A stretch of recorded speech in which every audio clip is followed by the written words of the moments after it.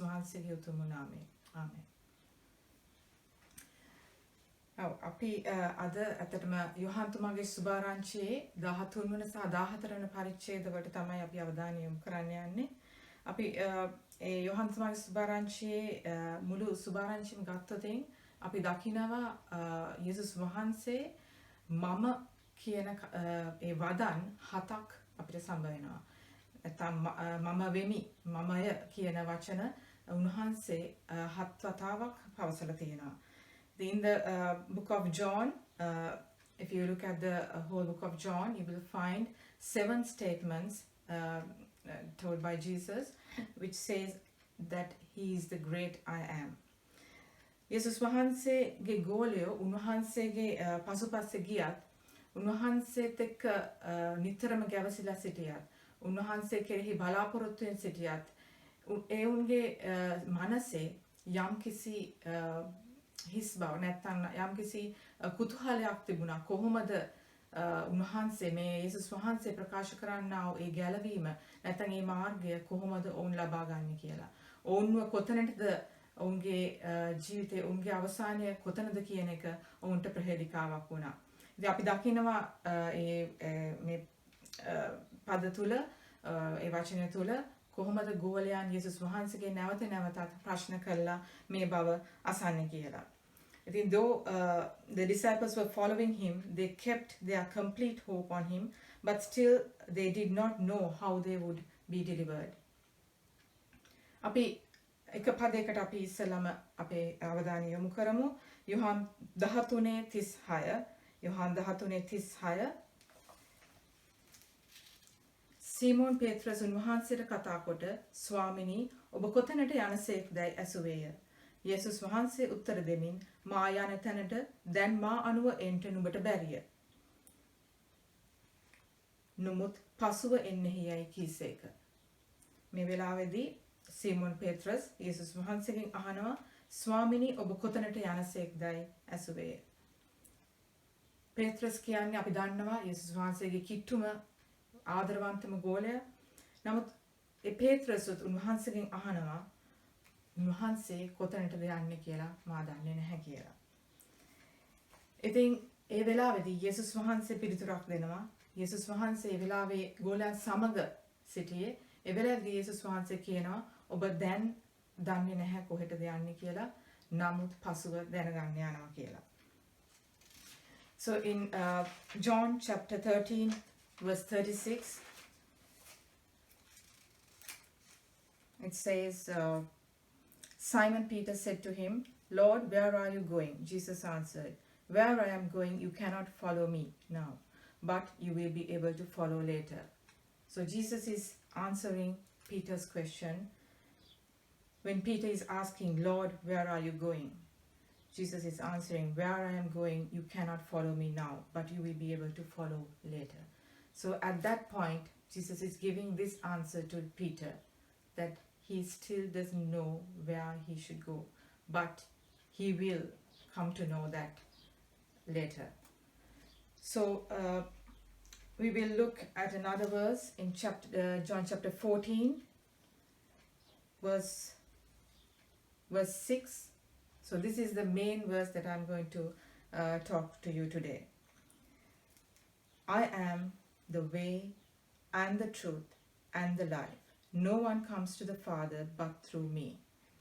අපි සිංහලෙන් උත් අපි මේ පදයට සමන් දෙමු. 14 වෙනි පරිච්ඡේදයේ 6 වෙනි පදය කියනවා. යේසුස් වහන්සේ ඔහුට කියනසේක් මාර්ගයද සැබෑවද ජීවනයද මමය.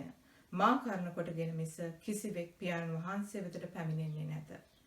ඉතින් යේසුස් වහන්සේ ඔවුන්ට කියනවා මාර්ගයද සැබෑවද ජීවනයද මමය කියලා. මේ උන්වහන්සේ ඊටම බලවත් ප්‍රකාශයක් කරනවා. උන්වහන්සේ ගැන උන්වහන්සේ කවුද කියන එක උන්වහන්සේ උන්ගේ ගෝලයන්ට පැහැදිලි කරන එක අවස්ථාවක්. ඉතින් මේ අපි වදන් පෙළ ගත්තොත් ඒ වදන තුල කාරණා තුනක් ගැබ්වී තියෙනවා. ඒ තමයි මාර්ගයද සැබෑවද නැත්නම් සත්‍යද ජීවනයද මම වෙමි කියන එක. මා කරන කොටගෙන මිස කිසිවෙක් පියාණන් වහන්සේ වෙත පැමිණෙන්නේ නැත. අපි දන්නවා අපේ ජීවිතෙත් අපිට අපේ නොයෙකුත් ස්ථාන හරහා අපි අපේ ජීවිතේ යනකොට ගමන් කරනකොට අපි එක් මාර්ග තෝරගන්නවා. අපිට කුඩා කල සිටම අපේ දෙමාපියන් පුරුදු කරලා තියෙන දෙයක් තමයි අපි යා යුතු මාර්ගය අපි හිතලා බලන්න ඕන. අපි කොහෙටද යන්නේ? නැත්නම් අපි මොකක්ද ඉදිරියේදී කරන්න යන්නේ? අපිට ඒ ගමනාන්තයක් තියෙන්න ඕන කියන එක.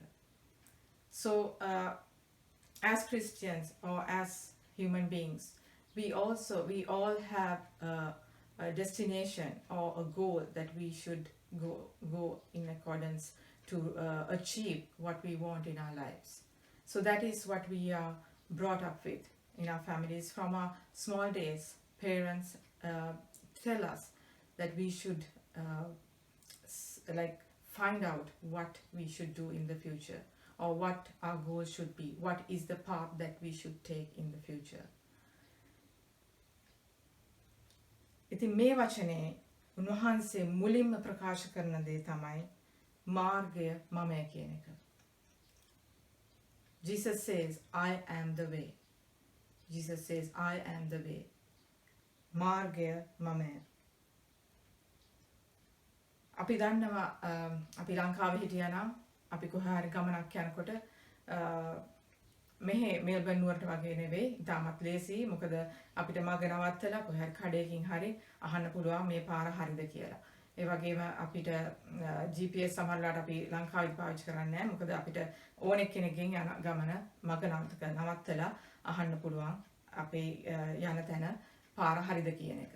හැබැයි මෙල්බන් නුවර අපි දන්නවා අපිට හයිවේ එකට දැම්මට පස්සේ අපිට නවත්තන්න තැනක් නැහැ. අපිට කාගෙන්වත් නවත්තලා අහන්න බෑ. ඉතින් ගොඩක් වෙලාවට ඔබ අත්දැකලා ඇති අපි ගමනක් යනකොට අපි මැප් එක දා ගන්නවා. අපි යන ඩෙස්ටිනේෂන් එක අපි දා ගන්නවා. එතකොට අපිට ඒ ගමන පහසු වෙනවා. නැත්තම් අපි ඇත්තටම අපි කැම්ප් යනකොට එහෙමත් කරලා තියෙන දෙයක් තමයි අපි කාව හරි ෆලෝ කරනවා. ඒක ඉතාමත් ලේසි. මොකද අපිට මැප් එක දාගන්න නැත්නම් අපි දන්නේම නැති තැනක් නම් යන්නේ. අපි ගොඩක් වෙලාවට කියනවා දන්නේ කෙනෙක් අපි ඉස්සරහින් යනවා නම් අපේ පස්සෙන් එන්න කියලා. ඉතින් ඒ විදිහට අපි ඒ වගේ ගමනක් ගිහිලා තියෙනවා ඔබ අත්දැකලා ඇති. සමහර වෙලාවට අපිට ඒ යන ඉස්සරහින් යන කාර් එක දිහා අපේ ඇස් යොමාගෙන හිටියේ නැත්නම් අපිට යම්කිසි මොහොතක ඒක මිස් වෙන්න පුළුවන්. විශේෂයෙන්ම අපි ගොඩක් ට්‍රැෆික් තියෙන දවසක යනවා නම් නැත්නම් ඒ පාරේ ගොඩක් ට්‍රැෆික් ලයිට්ස් තියෙනවා නම් අපිට ඒ මිස් වෙන්න තියෙන ඉඩ කඩ වැඩි. ඉතින් අපි හැමතිස්සෙම එතකොට අපි පසුපස්සේ යන්නේ කෙනා දිහා හොඳින්ම බලාගෙන ඉතාමත් අවධානයෙන් අපි ඒ ගමන යා යුතුයි. So you would have experienced, especially in Melbourne, when you decide to go on a trip or somewhere with a destination. So we put the destination to our Google Maps, or through the GPS system we can easily find our destination, because we have been instructed by the narrator, and it's easy to find the destination. But sometimes you must have experience, especially when we go on a trip with a group of people. We say that if someone knows the destination, or he knows the path very well, we say, okay, just follow me. That would be easier than just telling you the address and putting it into the maps.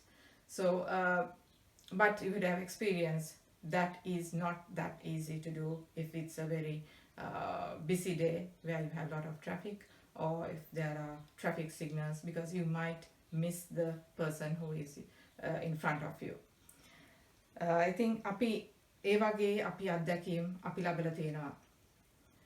යේසුස් වහන්සේ මේ වෙලාවේදී කියනවා මමයි මාර්ගය කියලා.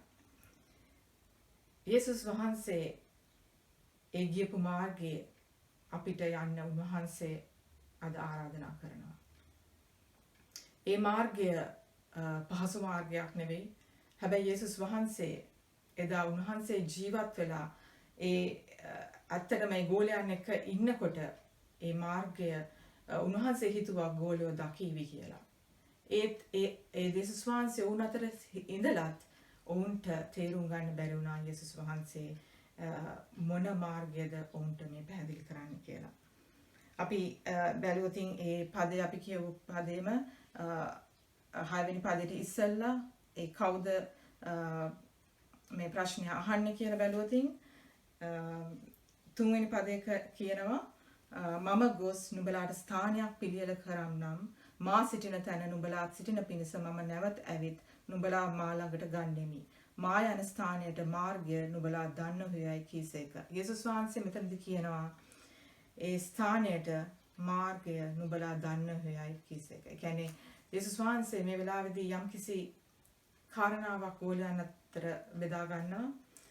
ඒ උන්වහන්සේ බෙදාගන්නේ උන්වහන්සේගේ මරණයට පෙර තමයි මේ ගෝලයාත් එක්ක අන්තිම කාලේ අන්තිම මේ මොහොත ගත කරන වෙලාවේ තමයි මේ ප්‍රශ්නය තොමස් තමයි අහන්නේ ස්වාමිනී ඔබ කොතැනට යනසේද අපි නොදනිමු කියලා.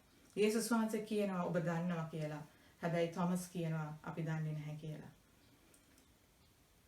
ඒ යේසුස් වහන්සේ කියනවා මම යන ස්ථානය ඒ ස්ථානයේ බොහෝ වාසස්ථාන තියෙනවා. ඒ ස්ථානයට ඔබවත් අරන් යන්න නැවත වාරයක් උන්වහන්සේ නම කියලා.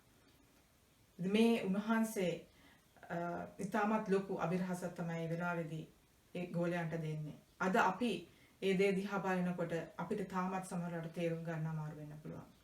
නමුත් උන්වහන්සේ කියනවා උන්වහන්සේ අපවත් ඔසවාගෙන ඒ ස්වර්ගීය ස්ථානයක් අපිට පිළියෙල කරලා තියෙනවා. අපිට නිවසක් ඒ ස්ථානයක් පිළියෙල කරලා තියෙනවා කියලා. ඒ මාර්ගය ඒ ඩෙස්ටිනේෂන් එක එතනයි කියලා. නැත්නම් ඒක තමයි අපගේ ගමනාන්තය කියලා උන්වහන්සේ මෙතනදී පෙන්වුම් කරනවා.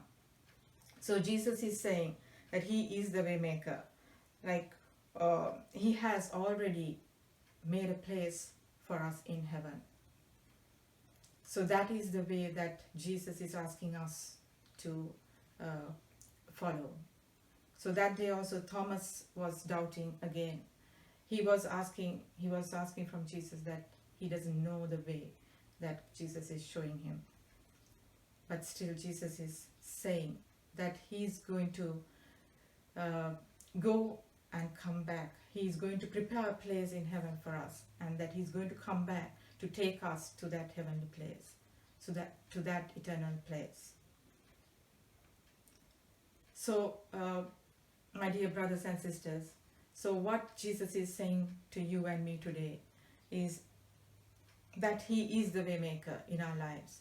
That when we think that there is no way that we could move forward, God is saying, or Jesus is saying to you, that there is a way. I will make your way. I am the way. යේසුස් වහන්සේ ඔබටත් මටත් කියනවා උන්වහන්සේ තමයි මාර්ගය. ඔබට ඉදිරිය නොපෙනෙන වෙලාවේදී ඔබට ඔබගේ ફોකස් එක නැති වෙලා සමහර වෙලාවට යේසුස් වහන්සේ ඒ පෙන්නපු මාර්ගයෙන් අමතක වෙලා වෙන වැරදි මාර්ගයට වැටිලා ඇති. නමුත් උන්වහන්සේ කියනවා උන්වහන්සේ නැවතත් ඔබ හරි මාර්ගයට ගේනවා. මක් නිසාද? යේසුස් වහන්සේයි ඒ මාර්ගය. අපි දන්නවා අපි මැප් එක හරි දාගෙන යනකොට සමහර වෙලාවට අපිට පාර වැරදුනහම ඒ පාර ආපහු රීරූට් කරනවා. නැවතත් හරි මාර්ගයක් සහ වෙනත් මාර්ගයක් තියෙන බව පෙන්වන්න කරනවා. ඒ වගේ තමයි අපේ ජීවිතවලත් අපි සමහර වෙලාවට අපි වැටෙන්න පුළුවන්. අපි යේසුස් වහන්සේගේ ඒ හරි ફોකස් එක නැතුව යන වෙලාවේදී සාතන් අපිව වැරදි මාර්ගයට පොළඹවන්න පුළුවන්. නමුත් උන්වහන්සේ කියනවා උන්වහන්සේ නැවතත් අපිව ඒ හරි මාර්ගයට ඒ මාර්ගය උන්වහන්සේ නිසා අපි උන්වහන්සේ කෙරෙහි ඒ විශ්වාසයෙන් උන්වහන්සේව අදහගෙන යන මොහොතේ උන්වහන්සේ අපව නැවතත් ඒ හරි මාර්ගයට ගෙනවා කියලා.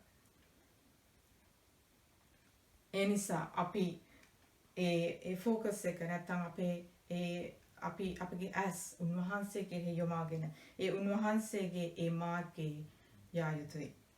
So there is no other way to heaven or no other path to heaven, because Jesus has defined that exclusive way to heaven, and we can be assured that when we follow him, that it is the way to heaven.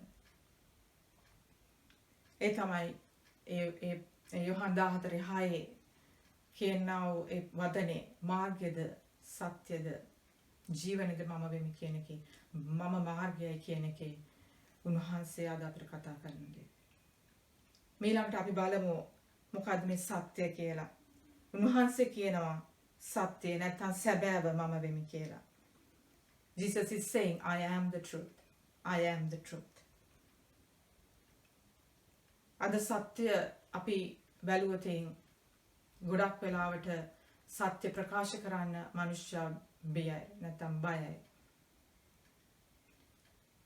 මොකද ඒ සත්‍ය ප්‍රකාශ කරන වෙලාවේදී සමහර වෙලාවට අපගේ වැරදුන තැන් අපගේ වැරදි දේවල් අනිත් අයට පේන්න ඉඩ තියෙනවා. ඒ නිසා ගොඩක් වෙලාවට මනුෂ්‍යයන් ඒ සත්‍ය වහගෙන ඒ බොරුවෙන් ජීවත් වෙනවා. ඒ උන්වහන්සේ කියනවා උන්වහන්සේ සත්‍යයි. අපි උන්වහන්සේගේ දේවදරුවෝ නම් අපි යේසුස් වහන්සේගේ දේවදරුවෝ නම් අපි ඒ සත්‍ය ප්‍රකාශ කළ යුතුයි. අපි ගීතාවලියේ 119 142 වෙනි පදය බලමු. 119 142 වෙනි පදය. එහි කියනවා ඔබගේ ධර්මිෂ්ඨකම සදාකාලික ධර්මිෂ්ඨකමක්ය. ඔබගේ ධර්මිෂ්ඨකම සදාකාලික ධර්මිෂ්ඨකමක්ය.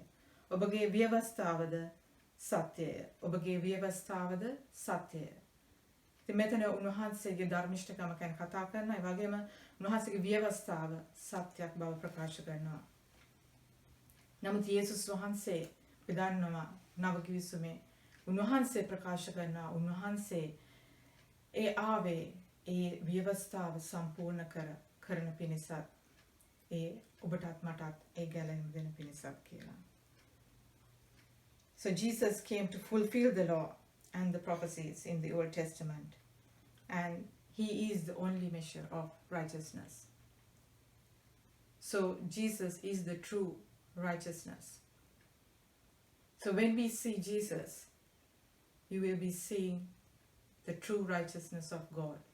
ඔබ යේසුස් වහන්සේ දෙස බලනකොට ඔබට දකින්න පුළුවන් වෙන්නේ ඒ දෙවියන් වහන්සේගේම ධර්මිෂ්ඨකමයි. නැත්නම් දෙවියන් වහන්සේගේම මුහුණයි ඔබ දකින්නේ යේසුස් වහන්සේව දකිනකොට. ඒ ධර්මිෂ්ඨකමෙන් අපි ජීවත් වෙනවා. මොකද අපිට ඒ ගැලවීම ලැබුණු දවසේ අපිට ඒ ධර්මිෂ්ඨකමෙන් අපිව පොරවලා තියෙන්නේ. ඒ ධර්මිෂ්ඨකම ඔබත් මාත් තුළ තියෙනවා නම් ඒ සත්‍ය ප්‍රකාශ කරමින් අපිට උන්වහන්සේ ඒ දුන්නා වූ මාර්ගයේ ගමන් කරන්න පුළුවන්කම හම්බ වෙනවා. අපි මේ කාලය දැන් අපි දන්නවා දැන් නත්තර ළඟ වෙලා තියෙන්නේ. ඉතින් නත්තල් සමයේ අපි දෙසැම්බර් 1 වෙනිදා ඉඳන්ම අපි දකිනවා shopping complex වල නැත්නම් සුපර් මාකට්ස් වල ඒ ක්‍රිස්මස් කියන එක අපි දකින්න පටන් ගන්නවා. ඒ ඩෙකොරේෂන්ස් වලින් අපිට ඒ හැඟීම අපිට ලැබෙනවා ක්‍රිස්මස් ලඟ වෙලා තියෙන්නේ කියලා. හැබැයි අද දවසේ ඒ නත්තලේ සැබෑ සත්‍ය අද වසන් කරලා තියෙනවා. ඒ සැබෑ සත්‍ය වහන්න අද සමාජය උත්සාහ කරනවා. අපි ගත්තොත් මෙල්බන් නුවරම අපි දකිනවා අපේ දරුවන් පාසල් වල වුණත් අපිට ඒ දේ ගැන කතා කරන්නවත් ඒ දේ ගැන ඒ ආදරය නැත්නම් ප්‍රේමය ඒ බෙදා ගන්නවත් අපිට හැකියාව නැති වෙමින් පවතිනවා. So if you look at this season, we know that Christmas is just knocking at our doors. And if you go to supermarkets or shopping complexes, you will see the Christmas decorations. And we feel the Christmas. We feel the joy of Christmas near us. But do we really feel the true or the truth that is lying behind Christmas? Da Jesus වහන්සේගේ උත්පත්තිය තුළ ඒ ගැබ් වී තිබුණ ඒ නියම අර්ථය නැත්නම් උන්වහන්සේ මේ ලෝකයට ඇවිල්ලා ඒ අපට අපේ එක්කෙනාට ඒ දෙන්න ලෑස්ති වුණා වූ ඒ සත්‍යය අද ඔබ දකින්නවද? නැත්නම් ඔබ දකින්නේ ඒ සැන්ටා ක්ලොස් හරි නැත්නම් ඒ එල්ෆ් හරිද? ඒ දේවල් වලින් අද ඒ සත්‍ය වසාගෙන තියෙනවා. අපි මුලදිම ගත්තොත් අපි ආරම්භයේ සිට අපි දකිනවා සාතන් අපිට බොරුවක් ගෙනල්ලා ඒ සත්‍ය වසන් කරන්න ගොඩක් උත්සාහ කරනවා. ඉතින් අදටත් ඒ දේ සිද්ධ කරනවා. ඒ බොරුවෙන් ඒ සත්‍ය වසන් කරන්න ගොඩක් වෙලාවට මනුෂ්‍යයා උත්සාහ කරනවා. අපි දන්නවා 1 කොරින්ති 5:21 කියනවා යේසුස් වහන්සේ මෙලොවට ඇවිල්ලා ඒ පාපය නොදත් උන්වහන්සේ අප වෙනුවෙන් ඒ කුරුසිපත් වෙලා අපිට ඒ උන්වහන්සේගේම ධර්මිෂ්ඨකම ලබා දුන්නා කියලා. ඉතින් ඒ උන්වහන්සේගේ මේ උත්පත්තිය තුල අපි ඊට එහා දෙයක් ඔබ අද දකින්නවාද? ඒ උන්වහන්සේ ඒ සත්‍ය අරගෙන ආවේ උන්වහන්සේ ඒ අපි හිටියා වූ ඒ පාපී වූ ජීවිත වලින් අපිව මුදවලා අපිව ඒ සැබෑ ධර්මිෂ්ඨකම ස්ථානයට අපිව රැගෙන යනවා. ඉතින් ඔබත් මමත් අද ඉන්නේ කොතනද? ඔබත් මමත් අද අනිත් මනුෂ්‍යයත් සමග ඒ සත්‍ය වසන් කරන්න නැත්නම් ඒ සත්‍ය එළිදරව් නොකරන්න අපි ක්‍රියා කරනවද? ඒ සත්‍ය නොපිළි අරගෙන අපි අන්ධභාවයෙන් අපේ ජීවිත ගමන් කරනවද? So today Jesus is asking, are you blinded by the things that are around you? Or can you see the light? Can you see the truth which has been set in front of you by Jesus? So if we are true children of God, we should be able to talk and stand up for Jesus and speak out the truth. විශේෂයෙන්ම මේ කාලේදී ඉදිරි කාලයේදීත් අපිට ඒ නැගිටින අවස්ථාව උදා වෙලා තියෙනවා. උන්වහන්සේ වෙනුවෙන් අපිට කතා කරන්න, උන්වහන්සේගේ වචනේ ප්‍රකාශ කරන්න, උන්වහන්සේගේ සත්‍ය වචනය ඒ අන්ධ මනුෂ්‍යයන්ට ප්‍රකාශ කරන්න අපි එක් එක්කෙනාව උන්වහන්සේ කැඳවලා තියෙනවා. අපි යෝහාන් 8 වෙනි පරිච්ඡේදයේ 31 32 දිහා පොඩ්ඩක් හරි බලමු. යෝහාන් 8 වෙනි පරිච්ඡේදයේ 31 වෙනි පදේ ඉඳන් මෙහෙම කියනවා. එබැවින් යේසුස් වහන්සේ තමන් අදහාගත් උදෙව්වරුන්ට කියනසේ, නුඹලා මාගේ වචනයෙහි පවතිනවා නම් සැබෑවට නුඹලා මාගේ ගෝලයෝය. නුඹලා සැබෑව දැනගන්නවා ඇත. සැබෑවද නුඹලා නිදහස් කරන්නේ කීසේක. නුඹලා සැබෑව දැනගන්නවා ඇත. සැබෑවද නුඹලා නිදහස් කරන්නේ කීසේක. මෙතනදී උන්වහන්සේ ප්‍රකාශ කරන්නේ උන්වහන්සේගේ වචනේ අපි ස්ථිරව පිළිටන විට අපිට ඒ සත්‍ය එළිදරව් කරනවා කියලා. මන්ද මේ වචනයයි උන්වහන්සේගේ සැබෑ වූ සත්‍යය. මේ වචනය තුළ අපි පවතින අපිට ඒ සත්‍යය උන්වහන්සේ එළිදරව් කරනවා. So if we stand on this word of God, if we read the word and live according to the word, then Jesus will be revealed to you. He will reveal his will in your life and the will of others as well on you. So that's why Jesus is saying that this word will make you set you free from all your sins. ඉතින් අපි වචනය තුළ අපි ජීවත් වෙනකොට අපිව අපගේ ඒ සෑම බන්ධනයකින්ම අපගේ ඒ පාපී ජීවිත වලින් උන්වහන්සේ අපව නිදහස් කරන්න යනවා. ඊළඟට අපි බලමු ඊළඟ වචනය, මාර්ගයද සැබෑවද ජීවනයද මම වෙමි. ඊළඟට උන්වහන්සේ කියනවා ජීවනය මමයි කියලා. Jesus is saying, I am the life. I am the life. මෙතනදී උන්වහන්සේ කතා කරන්නේ අපගේ ශාරීරික මේ එළියෙන් පේනා වූ ජීවිතය ගැන විතරක් නෙවෙයි. උන්වහන්සේ කතා කරනවා අපගේ ආත්මයට, අපගේ ආත්මික ජීවිතය ගැන. ඒ ආත්මික ජීවිතය නැත්නම් අපගේ ඒ පාපී මනුෂ්‍යව අපව ගලවාගෙන අපිට ඒ පරණ මනුෂ්‍යයන්ගෙන් අපව ගැලවීම දීලා අපිට නව මනුෂ්‍යයක් කරලා නව මවිල්ලකට ඔබව මාවත් හරවලා උන්වහන්සේ ඒ ජීවනය අපට දීලා තියෙනවා. මොකක්ද මේ ජීවනය? අපි බලමු යෝහාන් 13:33. ඒකට 13:33ට යන්න පෙර අපි බලමු 14 වෙනි පරිච්ඡේදයේම 16 වෙනි පදයේ 16 වෙනි පදයේ කියනවා නුඹලා මට ප්‍රේම කරනවා නම් මාගේ ආඥා ආරක්ෂා කරන්නහුය. මම පියාණන් වහන්සේගෙන් ඉල්ලන්නෙමි. එවිට උන්වහන්සේ නුඹලා සමග සදාකල්ම සිටින පිණිස වෙන සැනසිලිකාරයෙකු නුඹලාට දෙනසේක. ඒ සැනසිලිකාරයාණෝ සත්‍යතාවයේ ආත්මයන්න් වහන්සේය. උන්වහන්සේව පිළිගන්නට ලෝකයාට බැරිය. මක් නිසාද ලෝකයා උන්වහන්සේව දකින්නේවත් අඳුනන්නේවත් නැත. නුඹලා උන්වහන්සේව අඳුනන්නහුය. මක් නිසාද උන්වහන්සේ නුඹලා සමග නැවතී සිටිනසේක. නුඹලා තුලෙහි සිටිනසේක. නුඹලා අනාථව නාරින්නෙමි. නුඹලා වෙතට එමි. තව ස්වල්ප වේලාවකින් ලෝකයා මා තවත් නොදකිති. නමුත් නුඹලා මා දකින්නය. මා ජීවත් වන බැවින් නුඹලාත් ජීවත් වන්නාහුය. ඉතින් මේ වෙලාවේදී යේසුස් වහන්සේ කියනවා ඒ සත්‍යතාවයේ ආත්මයන් වහන්සේව උන්වහන්සේ අපට එදා කියනවා දෙනවා කියලා.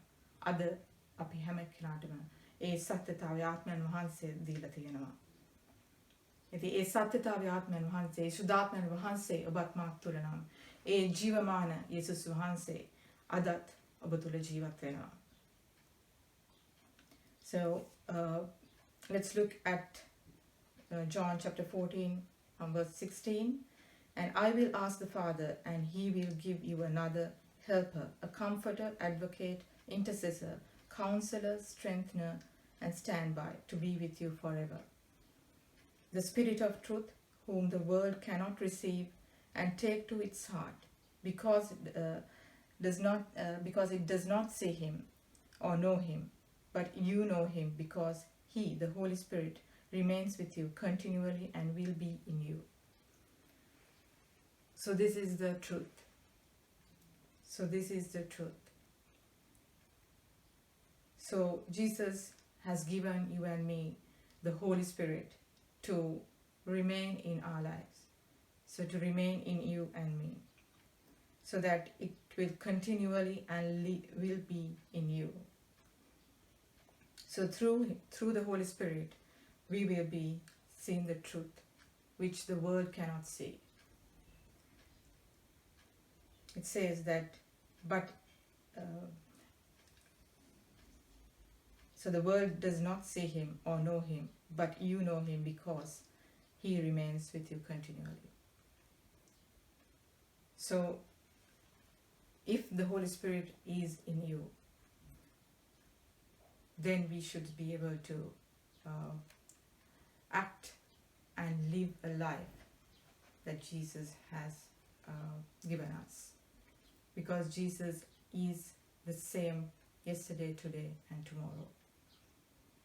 So that is the life that Jesus has given you and me. That is what Jesus is telling the disciples on that day, that he is the way, I am the way, the truth, and the life. Today, actually, it's easier for us to understand. That day disciples wouldn't have understood properly because Jesus was with them and they wouldn't have thought even that Jesus will die and the things will take place in that manner. But today, Jesus has risen from the dead. Jesus has defeated the Satan, the sin. And Jesus has taken away all the sin which has been lying in your life. And he has raised your life from that place to a holy place, or given you the righteousness of God. එනිසා ඔබත් මාත් තුළ ඒ ජීවනය රැඳී පවතිනවා නම් ඒ ශුද්ධාත්මයන් වහන්සේ තුළින් අපට ඒ ආයුතු මාර්ගය උන්වහන්සේ හැම මොහොතකම අපට පෙන්වුම් කරනවා. ඒ ශුද්ධාත්මයන් වහන්සේ ඒ සැනසිලිකාරයන් වහන්සේ ඒ සත්‍යතාවයේ ආත්මයන් වහන්සේ ඔබත් මාත් තුළ සිටිනවා නම් අද දවසේ ඒ සිද්ධවන්නා වූ නොයෙක් දේ පිළිබඳ ඒ එළිදරව්ව ඔබටත් මටත් උන්වහන්සේ ලබා දෙනවා. සමහර වෙලාවට අපිට ලෝකය දකින විදිය නිසා ඒ ලෝකය කියන දේ නිසා අපිට ඒ සත්‍ය පිළිගන්න අමාරුකමෙන් ඉන්නවා නම් අද උන්වහන්සේ කියනවා ඒ ලෝකයට ඒ තේරුම් ගන්න බෑ. නමුත් ඒ ශුද්ධාත්මයන් වහන්සේ ඔබ තුළ මා තුළ තියලා තියෙන නිසා ඔබට ඒ දේ තේරුම් ගන්න පුළුවන් වෙනවා.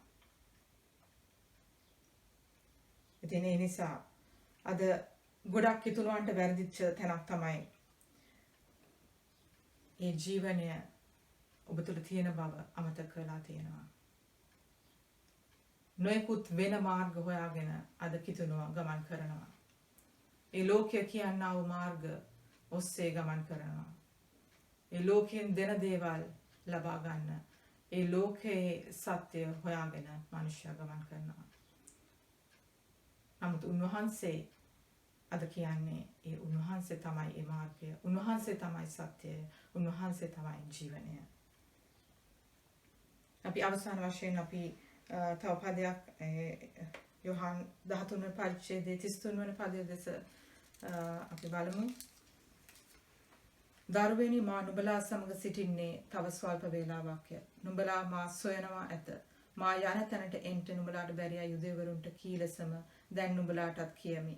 මා නුඹලාට ප්‍රේම කළාක් මෙන් නුඹලාත් එකිනෙකාට ප්‍රේම කරන ලෙස එකිනෙකාට ප්‍රේම කරපළා කියා අලුත් ආඥාවක් මම නුඹලාට දෙමි. නුඹලා එකිනෙකාට ප්‍රේම කරනවා නම් නුඹලා මාගේ ගෝලය බව එන් සියල්ලන් දැනගන්නවා ඇතැයි කීසේක. So John chapter 13 verse 33 says, "Little children, I am with you only a little longer. You will look for me, and as I told the Jews, so I tell you now. Where I am going, you are not able to come. I am giving you a new commandment, that you love one another, just as I have loved you. So you too are to love one another. By this, everyone will know that you are my disciples, if you have love and unselfish concern for one another."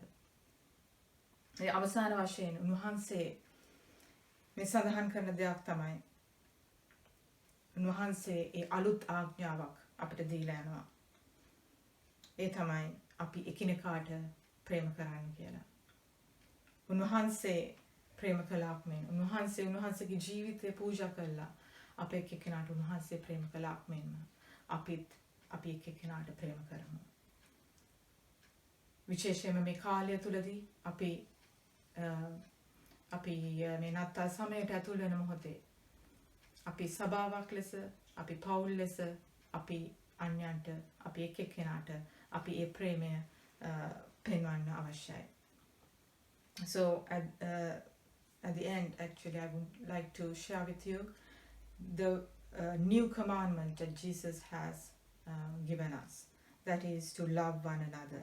That by this commandment, that the others or all the other people around us will see that we are true disciples of Jesus. අපි අනිත් අයට අපි හැසිරෙනා වූ විදිහෙන් අපි අනිත් අයත් සමග හැසිරෙනා වූ ආකාරයෙන් අපි ඔවුන් සමග කතා කරන විලාසයෙන් අපි ඔවුන්ට ප්‍රකාශ කරන වචන වලින් අපි ඔවුන්ට ප්‍රේම කරන විලාසයෙන් අපි යේසුස් වහන්සේගේ ඇත්තම ගෝලයෙක්ද බව අනිත් අය අප තුළින් දකිනවා. ඒ උන්වහන්සේ අප තුළට දුන්නා වූ ඒ ජීවනය අනිත් අයට ගලා යන්න සලස්වනවා. ඒ වගේම ඒ ආලෝකය අනිත් අය අප තුළින් දකින්න යනවා. So when we act like Jesus, when we love one another and do all the things that Jesus has commanded us to do, and when we live the life that Jesus lived in this world, then the others will see the true Jesus in us, because Jesus is within us. He has given that life, the everlasting life, to all of us. So that light will shine and others will see Jesus through us. So that's the message, or that's the love that God is expecting from us today. As a church, especially, we have to be thankful to God and thankful and praise God for the situation that is now today, because the doors of the churches have been opened and we are able to again worship together. So let us stand firm in the word that God has given us today, that I am the way, I am the truth, and I am the life. And let us love one another and prove that we are true disciples of Jesus. එනිසා අද දවසේදී අපි මේ වචනය තුළ අපි ස්ථිරව අපි නැගිට සිටිමු. විශේෂයෙන්ම අපි උන්වහන්සේට ස්තුතිවන්ත විය යුතු, උන්වහන්සේට ප්‍රශංසා කළ යුතුයි. මේ නත්තල් කාලේදී උන්වහන්සේ අපේ දොරටු දෙමායිගාවල විවෘත කළ තියෙනවා. අපි එකිනෙකාට නැවතත් අපිට මුහුණට මුහුණ හම්බ වෙන්න ඉඩ ප්‍රස්තාව උදා වෙලා තියෙනවා. ඒ සෑම දෙයින්ම අපි ඉදිරියට ගමන් කරන විට ඒ උන්වහන්සේ අපිට දුන්නා වූ වචනය, උන්වහන්සේ මාර්ගයද සත්‍යද ජීවනයද මම වෙමි කියලා උන්වහන්සේ ප්‍රකාශ කරේ. ඒ ජීවනය සමග ඒ උන්වහන්සේ ඒ ප්‍රකාශ ආඥා කළා වූ ඒ ප්‍රේමය සමග අපි අනිත් අයත් සමගත් බැඳගෙන මේ කාලය තුළ අපි ඉදිරියට උන්වහන්සේගේ සැබෑ වූ ඒ ගෝලත්වය ප්‍රකාශ කරමින් අපි ඉදිරියට ගමන් කරමු. එසේ කරන්න ඔබටත් මටත් උන්වහන්සේගේ ඒ මඟ පෙන්වීම, ශුද්ධාත්ම වහන්සේගේ මඟ පෙන්වීමත් ඒ ධෛර්යයත් ශක්තියත් නොඅඩුව ලැබෙනසේක්වා. ආමෙන්.